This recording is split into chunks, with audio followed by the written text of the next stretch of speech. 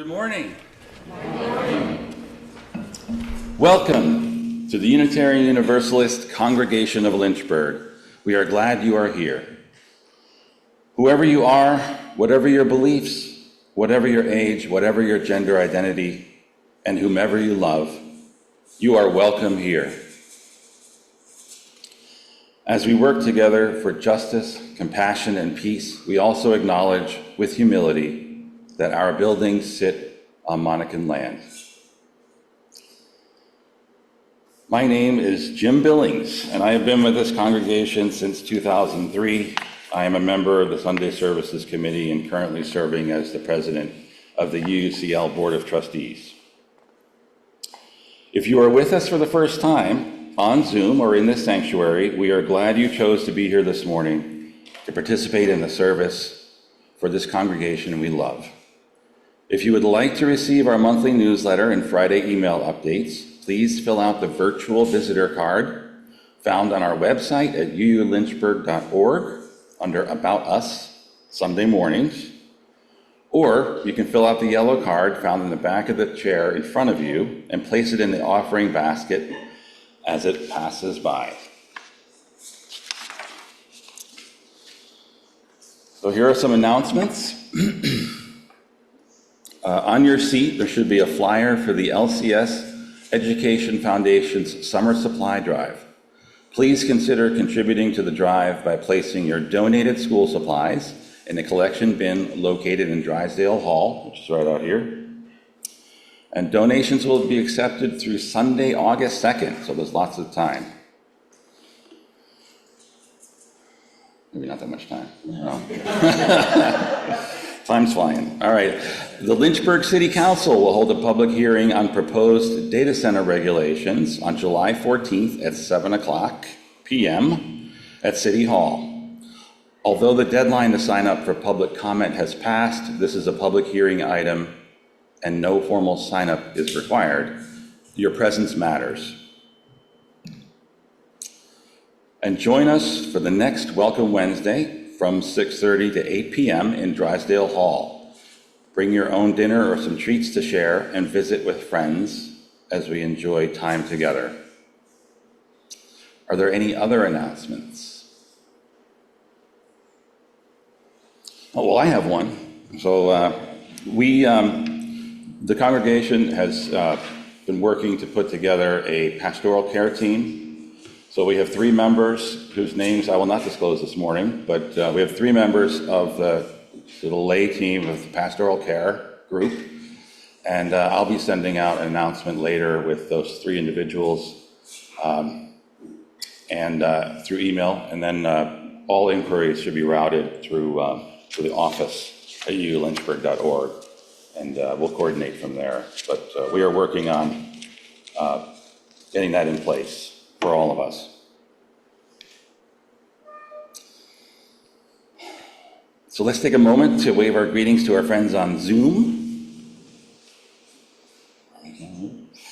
And Zoomies, wave hello to Roomies. They already did, that's great. Now I invite us to release our worries about the world and our own lives as we enter into the service by taking some slow, calming breaths.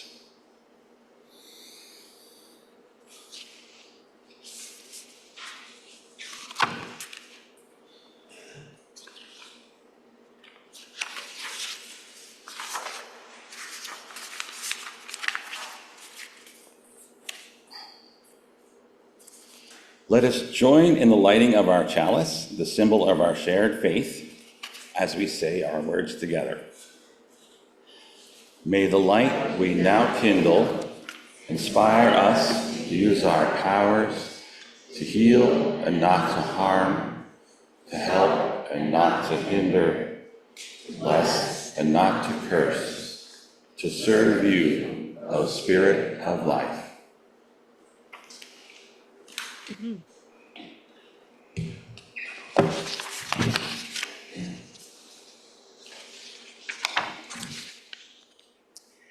Our opening words this morning are a collection of quotes from leading artificial intelligence CEOs. Some of these names may be familiar to you. AI, artificial intelligence, is like electricity. Just as electricity transformed every major industry a century ago, AI is now poised to do the same. This is from Andrew Ng, Deep Learning AI. Mitigating the risk of extinction from AI should be a global priority alongside other societal scale risks, such as pandemics and nuclear war. Sam Altman, OpenAI.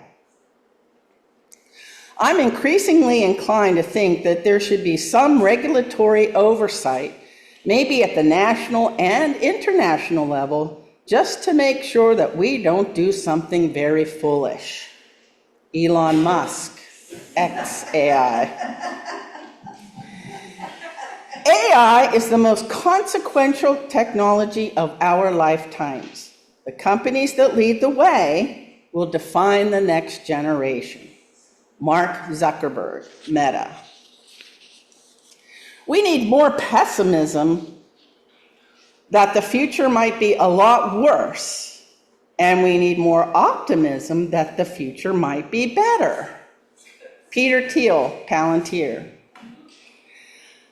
And finally, I think that most people are underestimating just how radical the upside of AI can be, just as I think most people are underestimating how bad the risks could be. Dario Amodei, Anthropic.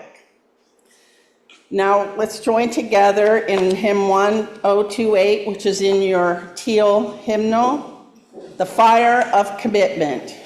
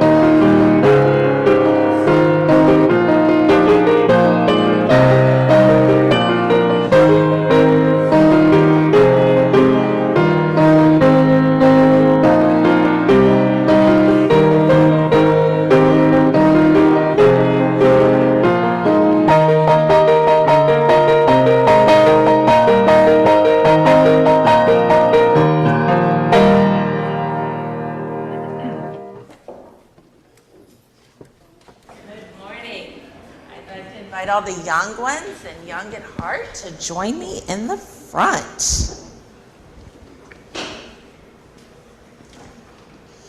So this summer, we have been learning with our friend, hi baby, it's so nice to see you here today. We have been learning with our friend Stillwater the panda this summer. And so this book that I'm going to read part of today is called Hi, Coo. Now, Coo is a baby panda, and he is Stillwater's nephew. But this title, Hi, Coo, is kind of a play on words. It's kind of a trick title, because last week, as part of learning with Stillwater, we talked about a special kind of poem called a haiku. And so this book, where we meet Coo, the baby panda, is told in a series of haiku poems. So we're not going to read all of them this morning, but I just have a little sample. And we learned that haiku poems are special because they're written in a certain pattern, and they're meant to be very short. And so this one is all about the different seasons. So we're going to read just a little bit of them. This one is for winter, and I thought it was really good for today. Dance through cold rain. The rain isn't cold, but then go home to hot soup. And today we're having a soup Sunday without any soup, but that's okay. It's still going to be delicious. Friend, is that you knocking at the door? Two. There's two friends. Morning crocuses. Winter is old now and closes her doors. Very old, yes. Hopefully she'll be coming back around soon for some of us. Quiet and still, long enough for birds to make nest. One of the things we've been talking about with Stillwater this summer is practicing times of being quiet and reflective and noticing with wonder what all is around us. I know. Coo has been still for so long that the birds can make nests on him. So is she. Yeah. They have some pretty good meditative practices, I think. Tiny lights, garden full of blinking stars, fireflies. Has anybody been noticing fireflies outside at night? Yes. Yeah.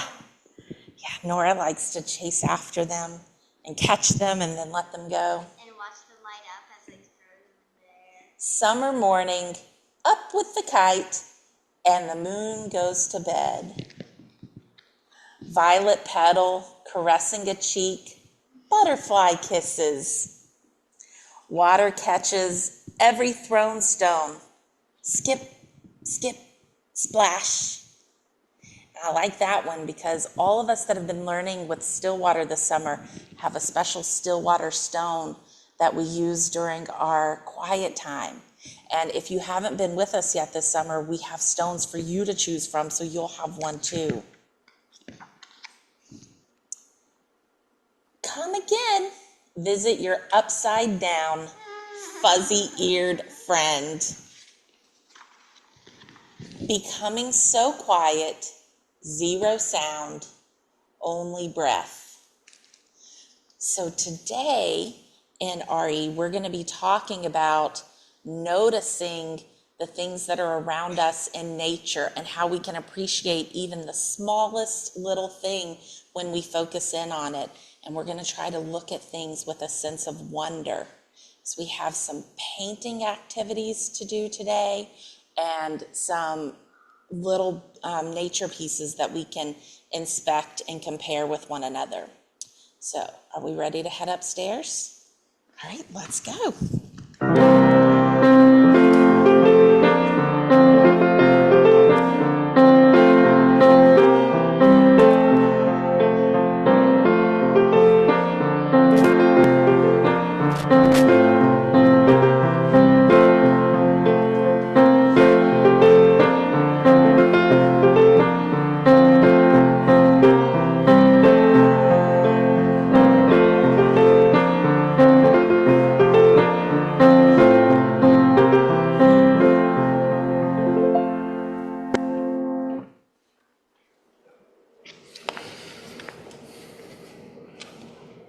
Today, we take an offering of our gifts for the work of this congregation, both in our building and the larger world.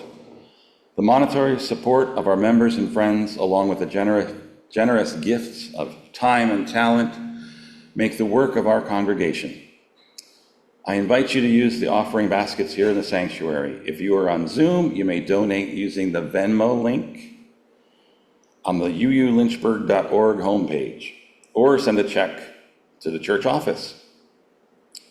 And so we take an offering of gifts generously offered and gratefully received.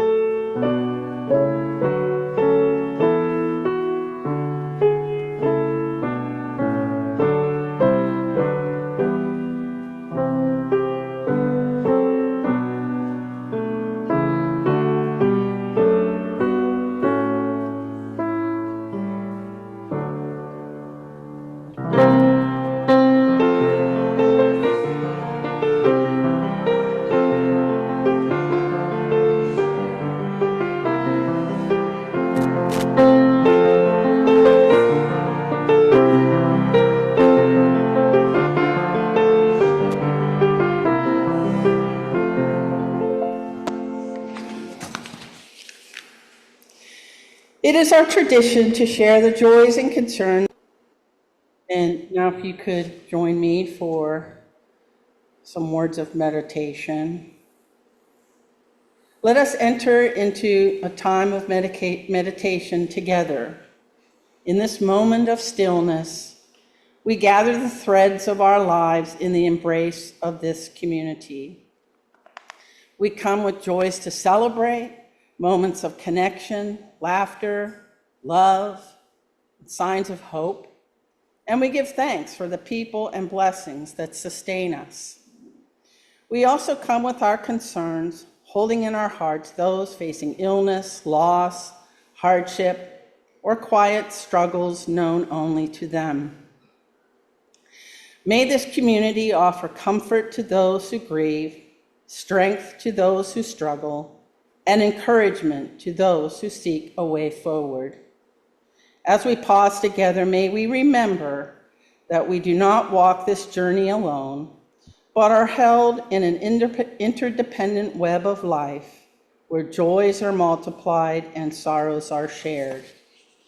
May we leave renewed in gratitude, grounded in hope, and strengthened by love. Blessed be.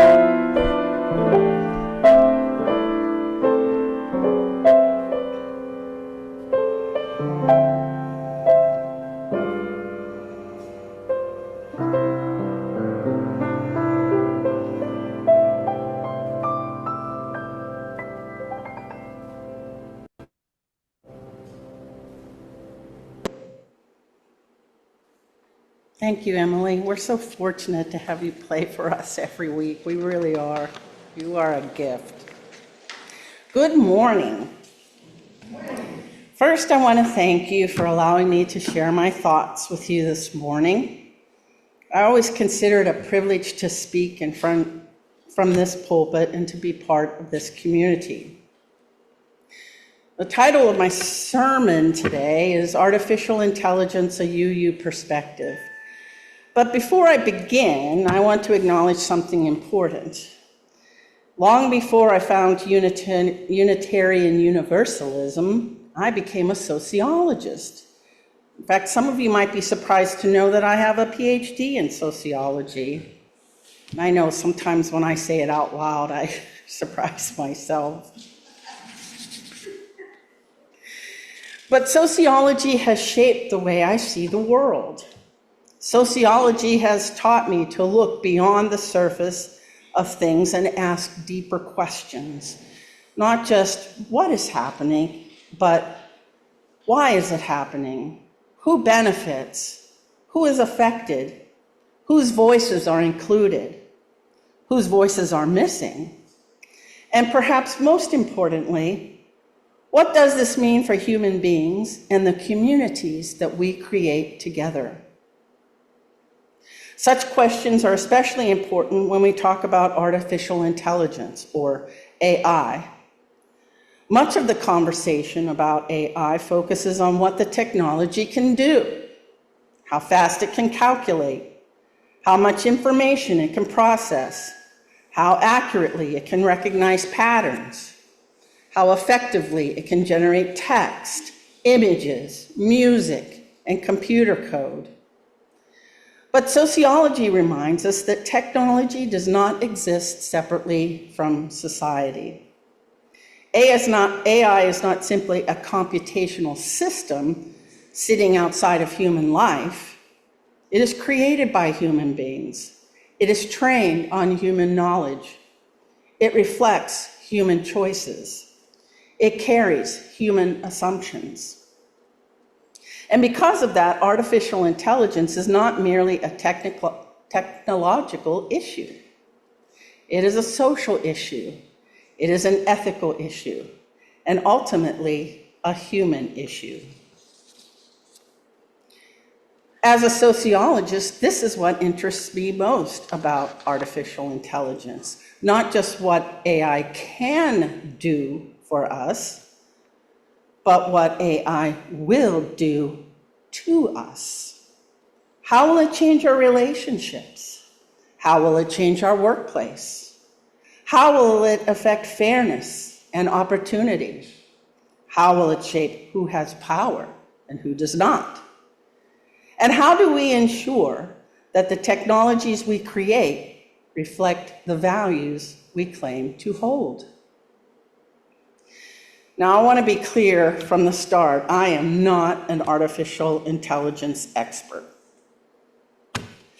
I understand some of the basic tools behind AI, things like algorithms, statistical modeling, predictive analysis, and optimization methods. Those are all things I've done throughout my career. But the complexity of current and developing AI systems is far beyond what any one person can fully understand. And that is one of the challenges we face. In fact, AI has become so complex that even many of the people who build these systems cannot always explain every outcome they produce. Yet these systems are increasingly influencing outcomes that affect real people's lives.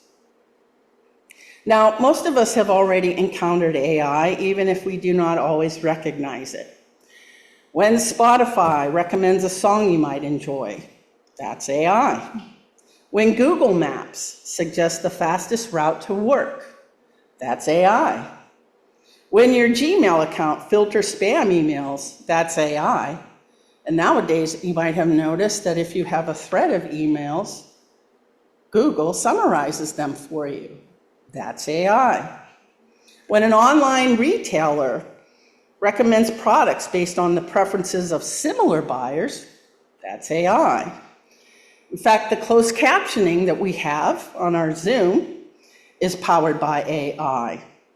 It utilizes automatic speech recognition driven by deep learning, machine learning, neural networks to analyze audio waves, process accents, convert spoken words into accurate, punctuated text in real time.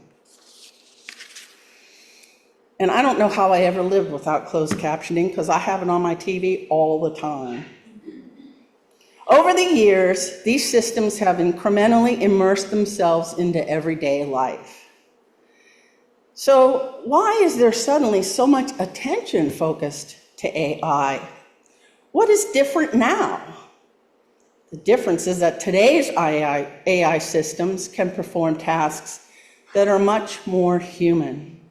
They can write, create, summarize, analyze, have a conversation, and they produce responses that sometimes feel surprisingly thoughtful and personal. And that creates both excitement and concern, because when a technology begins to resemble human intelligence, we naturally begin asking human questions. Can we trust it? Should we trust it? What happens when we give it authority?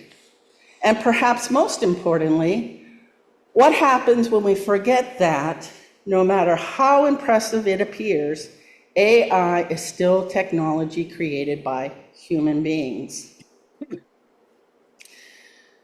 So what exactly is artificial intelligence? At its most basic level, AI refers to the ability of computers to perform tasks that normally require human intelligence. These tasks include recognizing patterns, making predictions, processing language, and generating content. And ultimately, despite how remarkable it may seem, AI is not magic. It's mathematics, it's statistics, it's incredibly sophisticated pattern recognition. But an AI system does not think the way humans think. It does not experience the world. It does not have emotions or beliefs or values. It analyzes information and generates responses based on patterns it has learned. And that distinction matters, because a machine can imitate intelligence without processing wisdom. And we'll get back to that in a bit.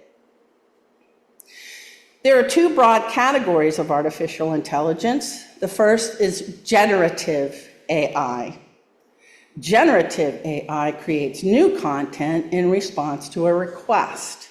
It can write text, it can create images, generate computer code, summarize information, translate languages. Examples include systems like ChatGPT, Gemini, Claude, and Copilot. The second category is agentic AI. Agentic AI goes beyond answering questions. It can plan tasks, use tools, make decisions, and complete multi-step processes with less human direction. Think of the difference between a calculator and an assistant. A calculator waits for you to enter a problem, it calculates the answer, and then it waits for you to enter another problem.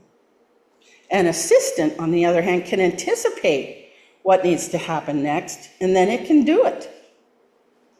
Agentic AI has the potential to transform workplaces because it does not simply help complete tasks, it can complete entire workflows.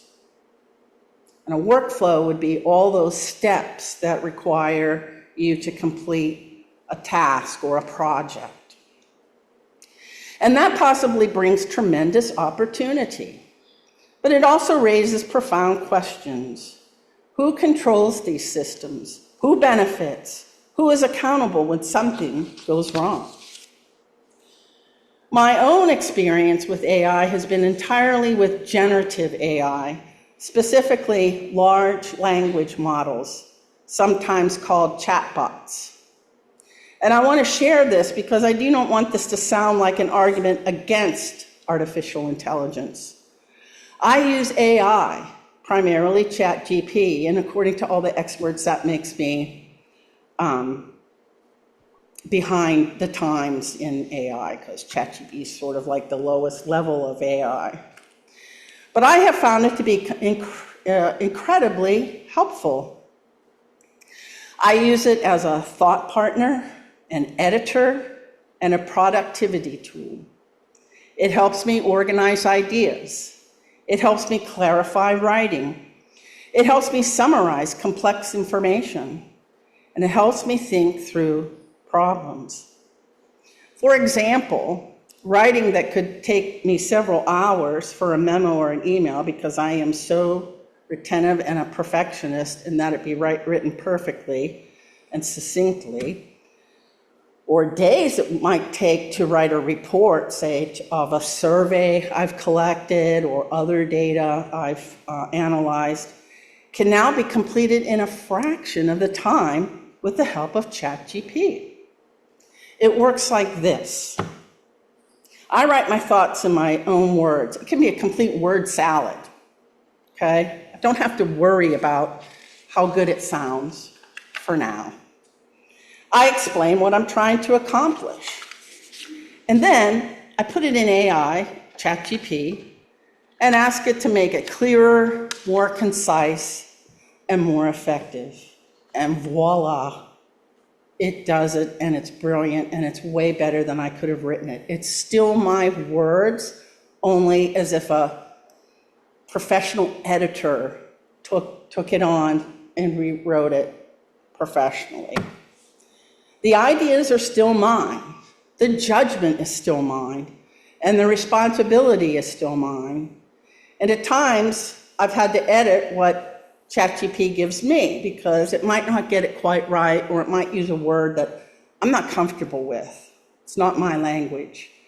But overall, it's very effective. It makes me complete my work faster and better. In my role as Director of Institutional Effectiveness at Sweetbriar College, I sometimes use AI as a brainstorming partner. For example, a large part of my work involves helping faculty and staff assess academic programs and student services. We ask questions like, what are students expected to learn? How do we know whether they learned it? What evidence demonstrates success? What changes in the way we deliver instruction or services might improve student outcomes? Sometimes the hardest part of assessment is knowing where to begin. And AI can help generate possibilities. It can suggest assessment strategies. It can help organize complex information. Now, it can't do it quite on its own. You have to give it the appropriate prompts, and that's where it helps to have domain language, understanding what exactly assessment is and what exactly you're expecting it to do. And you can give ChatGPT very elaborate prompts, and the more elaborate and specific they are, the better the results you get from it. So you can't just say, write me an assessment plan. You'll get something, but it probably won't be very good. Used responsibly, it can be an incredibly valuable tool. And that is why this conversation is not about whether AI is good or bad.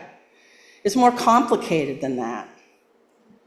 Like every powerful tool humanity has created, it can be used for tremendous good, but it can also be used in ways that cause tremendous harm. The question is not simply, what can AI do? The deeper question is, what should AI do? As I just said, I use AI, and I believe it to be a tremendous potential to improve our lives. It can help doctors identify diseases earlier. It can help researchers discover new treatments. It can assist people with disabilities. It can help educators personalize learning. It can reduce the burden of repetitive, administrative work and allow people to focus more on the value-added features of work, creativity, problem solving, innovation. There is much to celebrate.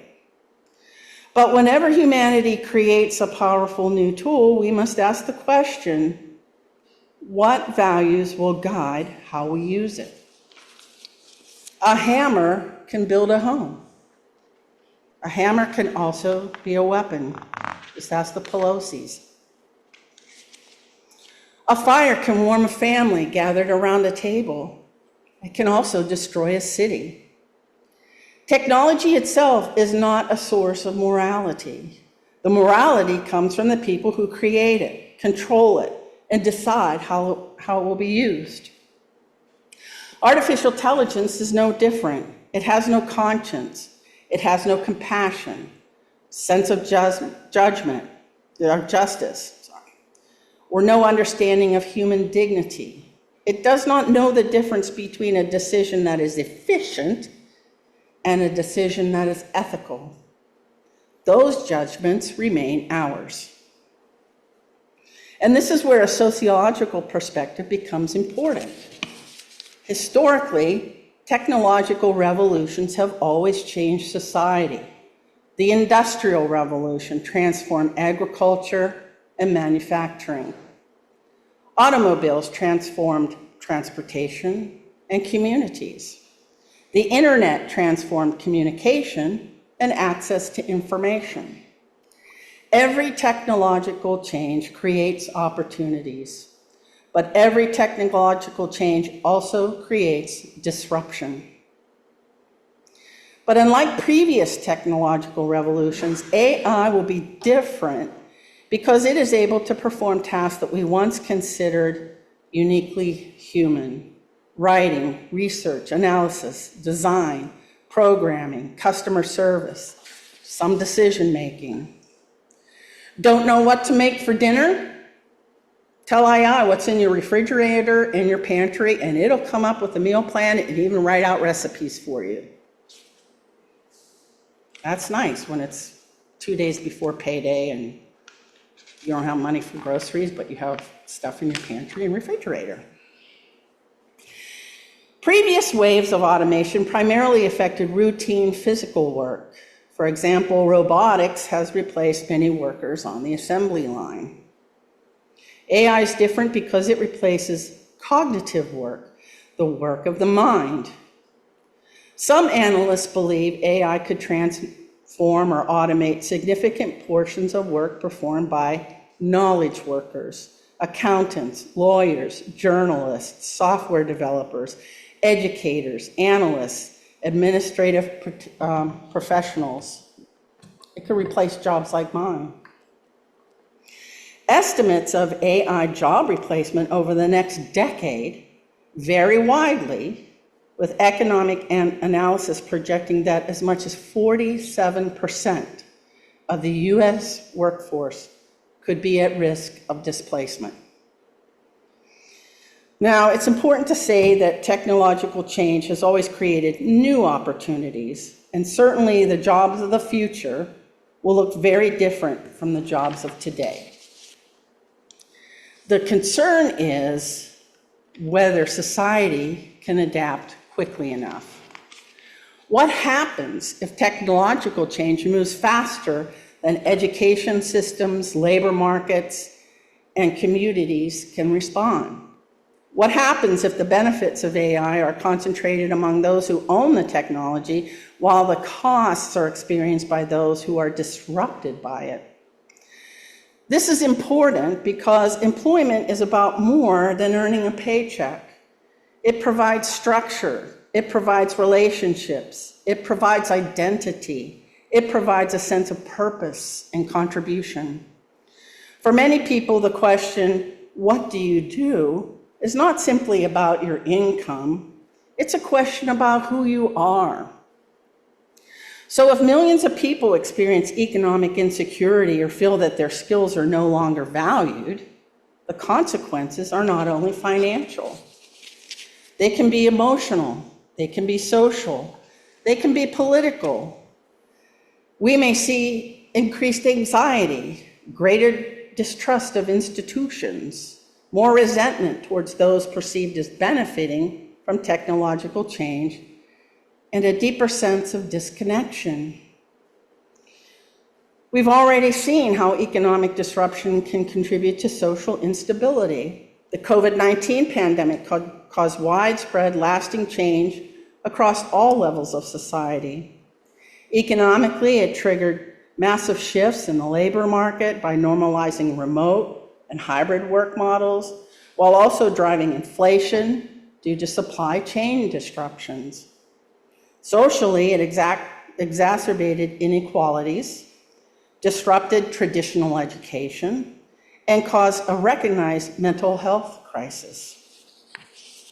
Politically, the pandemic deepened partisan divides and reshaped public health. Periods of rapid change often produce fear and uncertainty. When people feel left behind, they may become vulnerable to movements that promise simple answers to complicated problems. Does that sound familiar?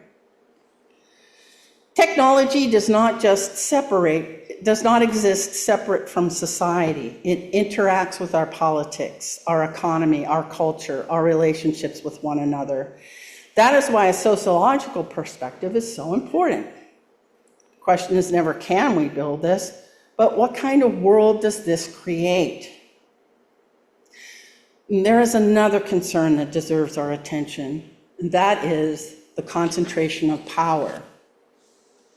The sociologist C. Wright Mills wrote about what he called the power elite, the relatively small group of people and institutions that hold disproportionate influence over major decisions in society. Artificial intelligence raises similar questions. Who controls the system? Who owns the data? What decides what information matters? Who determines what goals AI should pursue? Today, much of the development of AI is controlled by a relatively small number of powerful technology companies. These companies are filled with brilliant engineers and researchers. Many people working in AI are motivated by curiosity, creativity, and a desire to improve the world. But institutions are also shaped by incentives. The current AI race for market dominance and speed, a win-at-all-cost mentality, creates major risks, including the rapid scaling of biases, cyber threats, deepfakes, which are those pictures that look very real. We'll need to watch out for them during the upcoming campaign because they can make it look like a candidate actually said something or did something that they didn't do, and it looks very real and authentic. A lack of robust governance to control the future, hyper-advanced systems before they outpace human oversight. In the rush to be first, an AI developer might ask only, how can we make it faster? How can we make it cheaper? How can we make it more profitable? And how can we be first? In the rush to be first, the developer may forget to ask, who might be harmed?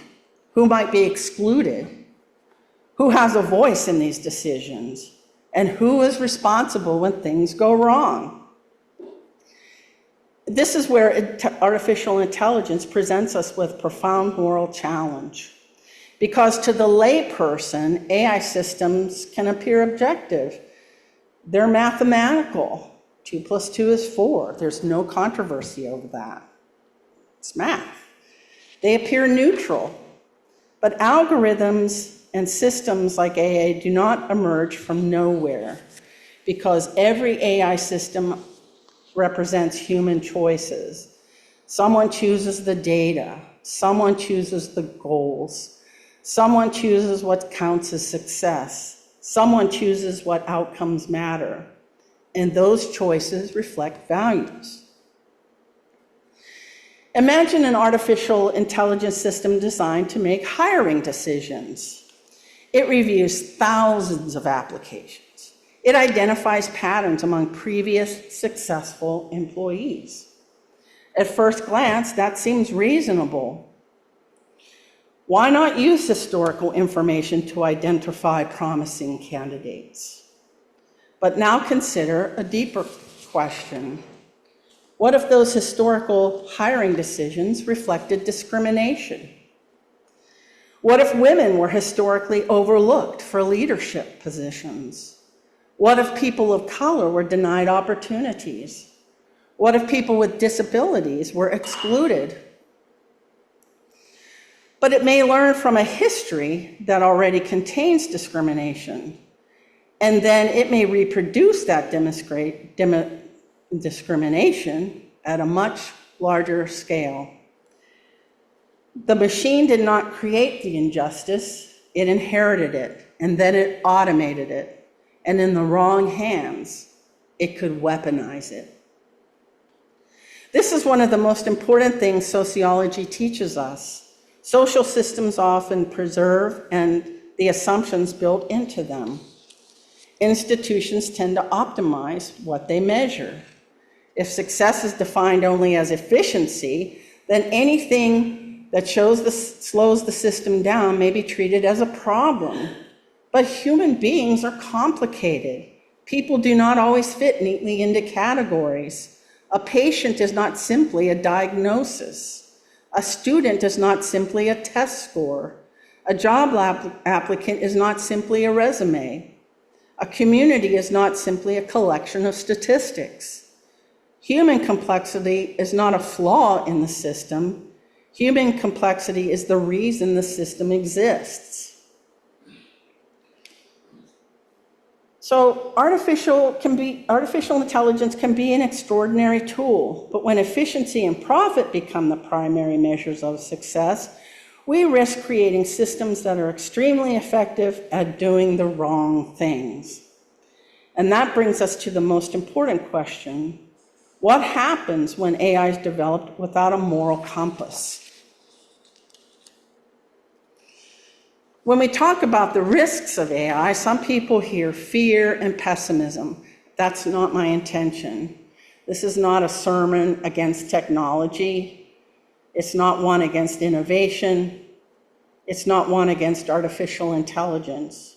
As I have said, I use AI myself. I find it valuable, and I believe it has enormous potential to improve human lives. But precisely because AI is so powerful, we have a responsibility to be honest about its risks. The question is not whether AI is good or bad. The question is whether we are wise enough to guide it. It is a powerful tool, but one without a conscience. And when powerful tools are placed in the hands of human beings, the consequences depends on the values guiding their use. We have already seen examples of what can happen when those values are missing or are inadequate. Consider the growing use of artificial intelligence in social media and image generation. Elon Musk's artificial intelligence system, Grok, has been criticized for generating sexualized images of people without their consent. The technology can create images that appear realistic, but behind those images are real people whose dignity and privacy can be violated. The issue is not simply what the technology can create, the issue is what kind of behavior the technology enables. Society that values human dignity must ask, just because we can create something, should we? We have also seen troubling questions emerge about AI chatbots and human vulnerability. In Canada, for example, the province of British Columbia has announced plans to sue OpenAI, which is ChatGPT, alleging that the company failed to alert law enforcement after internally flagging disturbing ChatGPT conversations connected to a person responsible for a school shooting that killed 8 people and injured many more. According to reports, the account was eventually banned because of concerning content, but the company determined that the conversations did not represent an imminent threat requiring outside intervention. And if you read a lot more about it, it's really unconscionable that they reached that conclusion. The legal questions are still being debated, but the moral questions are already before us. When an AI system identifies a potentially dangerous situation, what responsibility does a company have? When should privacy give way to public safety? And who decides? Who's accountable when the decision turns out to be wrong? Other cases raise concerns about AI and mental health. In one lawsuit, a family alleges that ChatGPT reinforced the delusions of a person experiencing bipolar psychosis, reportedly affirming beliefs that he was Jesus Christ and that ChatGPT itself represented a divine presence. When the person later expressed suicidal thoughts, the lawsuit alleges that the chatbot responded in a harmful and dismissive way, responding, "You've made your choice." The case remains a matter of legal dispute. Regardless of the final outcome, this and cases like it raise profound question. What happens when the person in crisis turns to a machine that sounds caring, but does not actually care? This may be one of the greatest misunderstandings about artificial intelligence. It can imitate empathy, but it does not experience empathy. It can generate comforting words, but it does not feel compassion. It can recognize patterns of sadness, but it does not know what it means to suffer. A human being sitting beside another human being in pain brings something irreplaceable: presence, relationship, shared humanity. Those things cannot be programmed. Researchers and journalists have also documented cases in which AI chatbots reinforce unhealthy obsessions and false beliefs. Some users developed intense attachments to AI systems. Others became convinced that they shared a special relationship or even a unique destiny with another person. In some cases, chatbots continue to validate these beliefs rather than encouraging reflection, outside support, and reality-based thinking.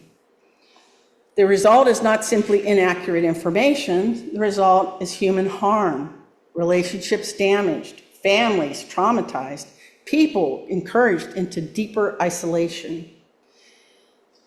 Again, the problem is not that AI is malicious. AI does not have intentions. It doesn't wake up and decide, today I'm going to hurt people. The problem is that AI does exactly what it's designed to do. It generates responses based on patterns. And sometimes the patterns it reinforces are unhealthy, dangerous, or unjust.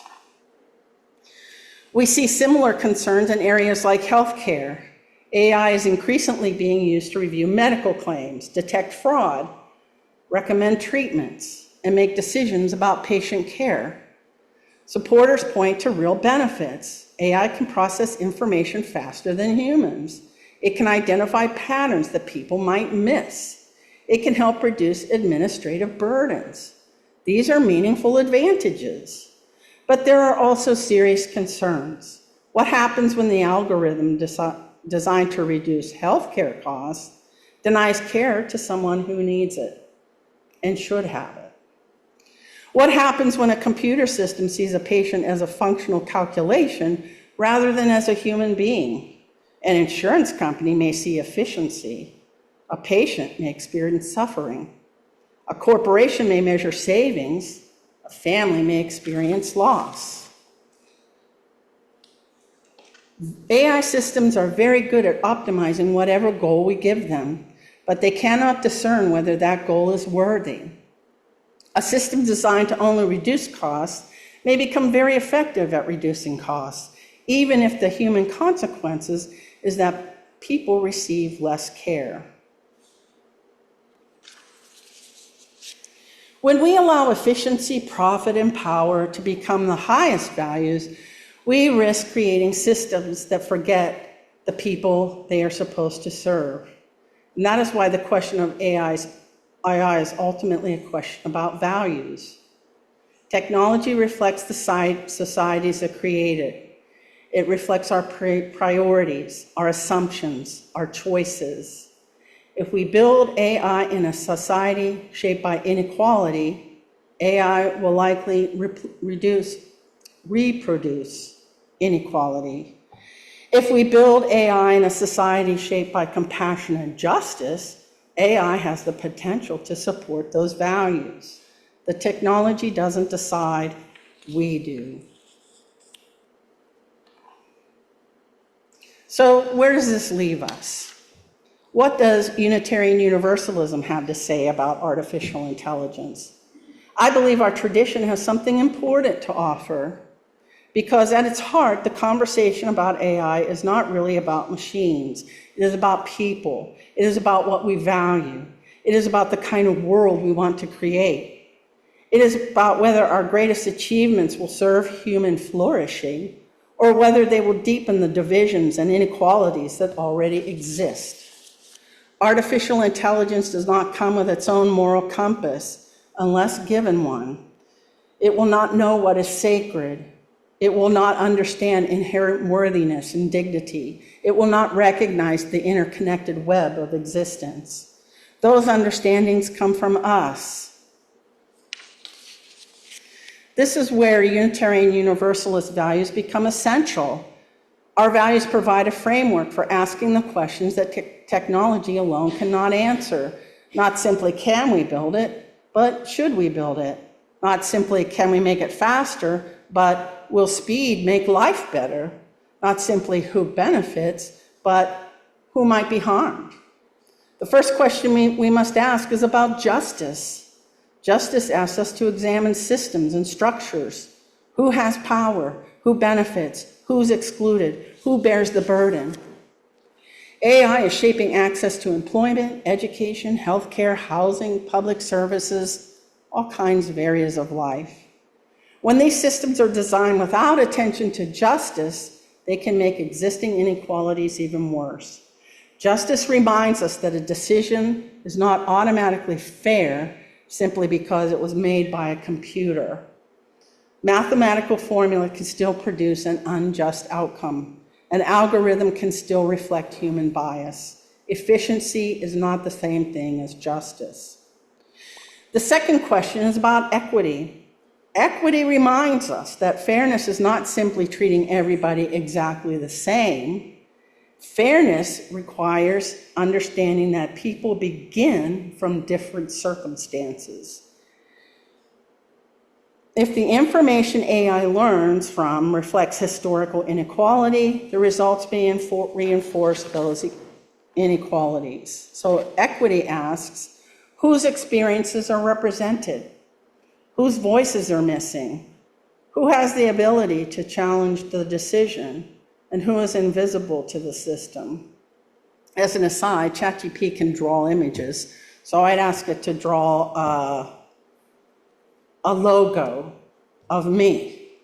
And it got a lot right. It had a Unitarian flame in there because it knows I'm a Unitarian. It had a lot about statistics and math and analysis and stuff like that. But in the middle of it was a picture of a face. It was a man. I wonder why. Because women are often erased in data or not counted, and men are overrepresented. So, perfect example of the bias it has. And it wasn't even a good-looking man. Every data set represents human lives. It affects real people.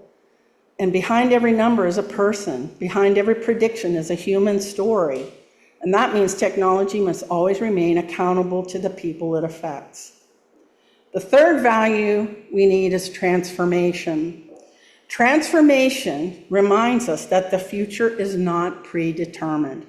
We often hear people say that AI is inevitable, inequality and further concentration of wealth, and all those things that AI probably is likely to do, is not inevitable.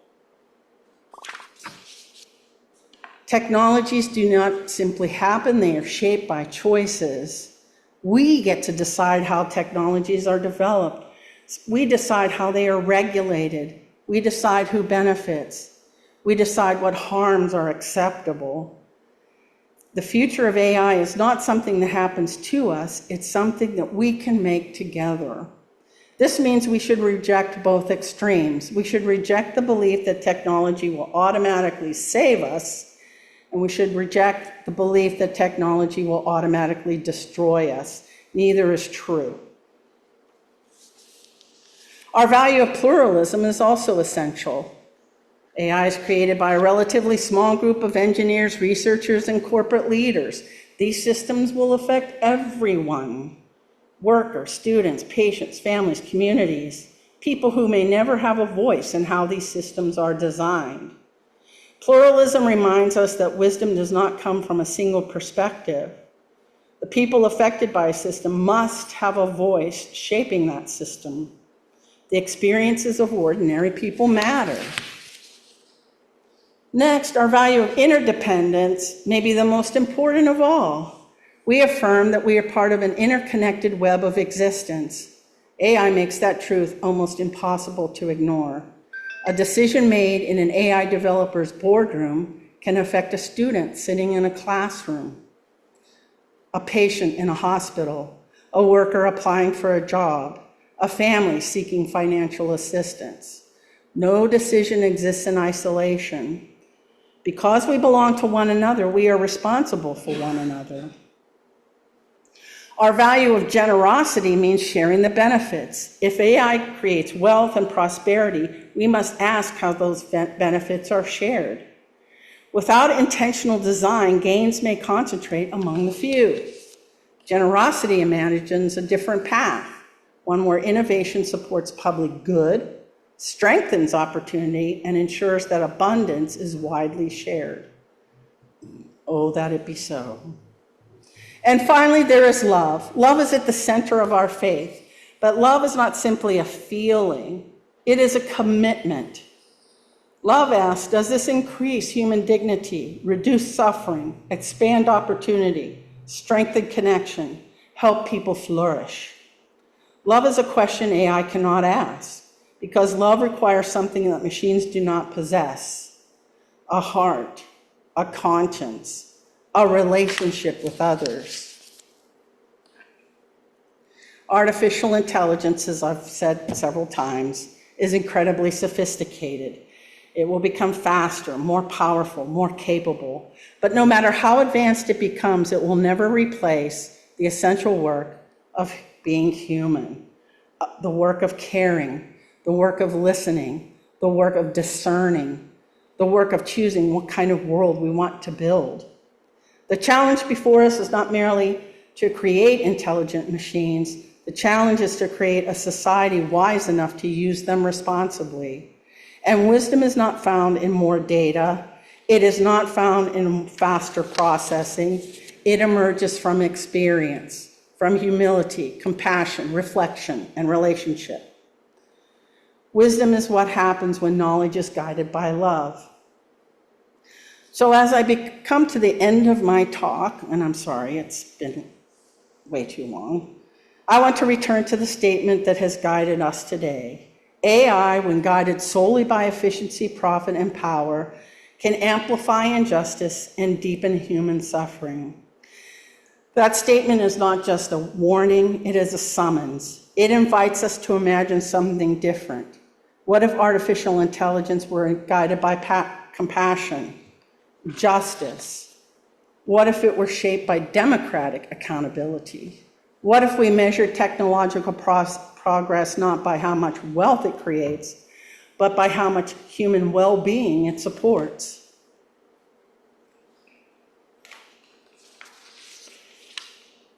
The future of AI is not predetermined. It is not something that simply happens to us. It will be shaped by the choices we make, by the questions we ask, by the values we insist upon, and the voices we include, and by the courage we show. The philosopher and theologian Reinhold Niebuhr once observed that humanity's capacity for justice makes democracy possible. by humanity's inclination toward injustice makes democracy necessary. Something similar might be said about artificial intelligence. Human creativity makes AI possible. Human fallibility makes ethical oversight necessary. Because we are capable of creating extraordinary things, we must also be capable of asking difficult questions about how those things are used. So we need laws, we need transparency, we need accountability, we need public conversations about the future we are creating. But we need more than policies. We need wisdom, we need communities that cultivate compassion, we need traditions that remind us that every person has inherent worthiness and dignity. We need practices that keep us connected to one another.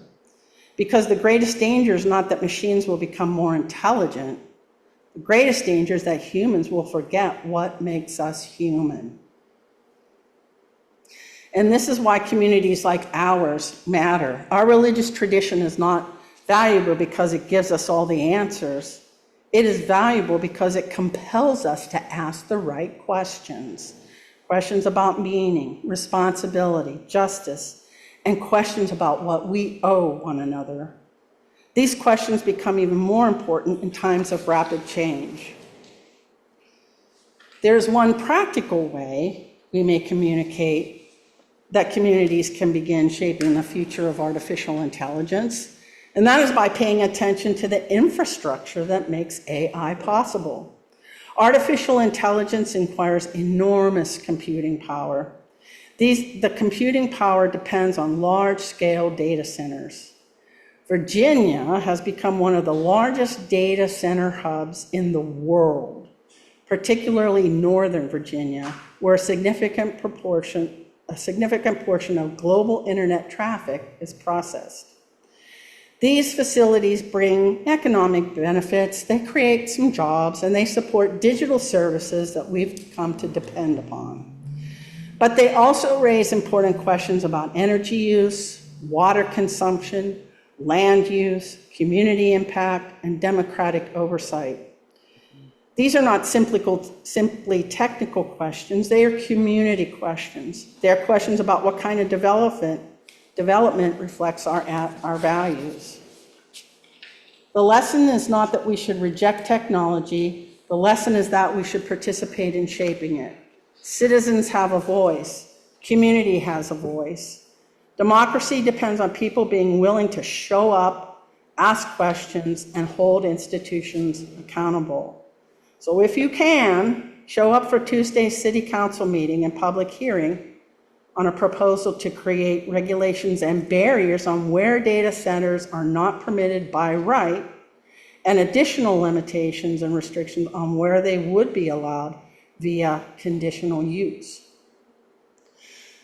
The future is not created only by corporate boardrooms and technology laboratories. It is also created in public meetings, in classrooms, in congregations, in conversations like this one. As Unitarian Universalists, we are called to be among those who bring wisdom into the world. We are called to insist that innovation be guided by compassion. We are called to measure progress not only by what we can accomplish, but by who benefits.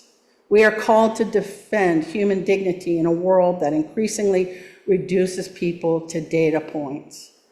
We are called to remember that every person is more than a number. Every person is more than a prediction. Every person is more than an algorithmic outcome. Every person is sacred being worthy of love and respect.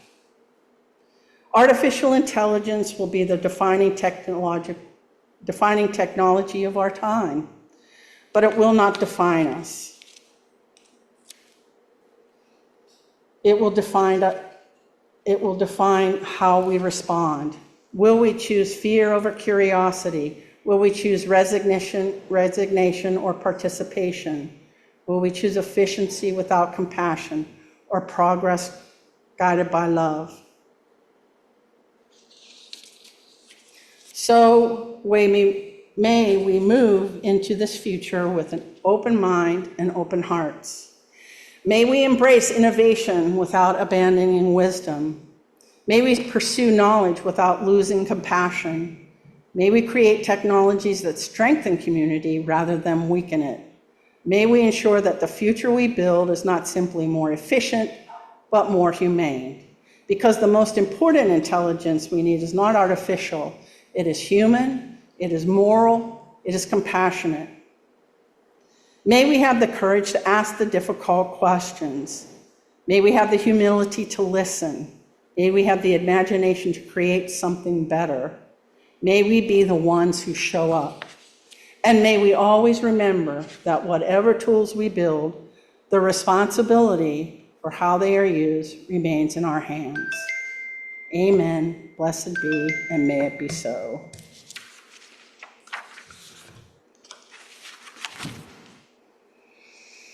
Let's join together in singing hymn number 131, Love Will Guide Us.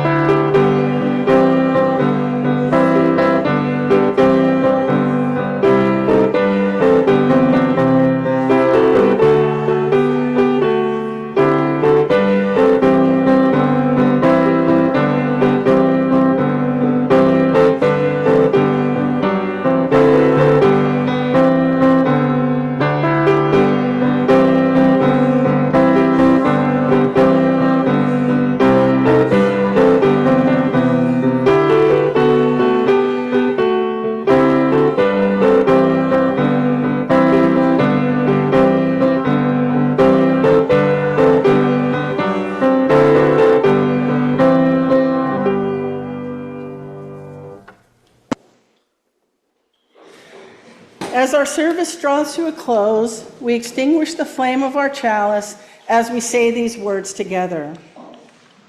We extinguish this flame, but not the light of truth, the warmth of community, or the fire of commitment. We carry these in our hearts until we are together again. And let's wave goodbye to our Zoomy friends.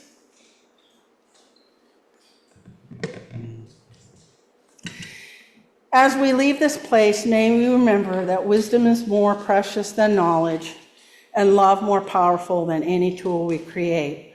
May we embrace innovation with curiosity, but never surrender our conscience to convenience. May we ask not only what is possible, but what is compassionate, not only what is efficient, but what is just. In a world increasingly shaped by artificial intelligence, may we help shape a future guided by human dignity, responsibility, and love. Go forth with open minds, courageous hearts, and a commitment to the flourishing of all.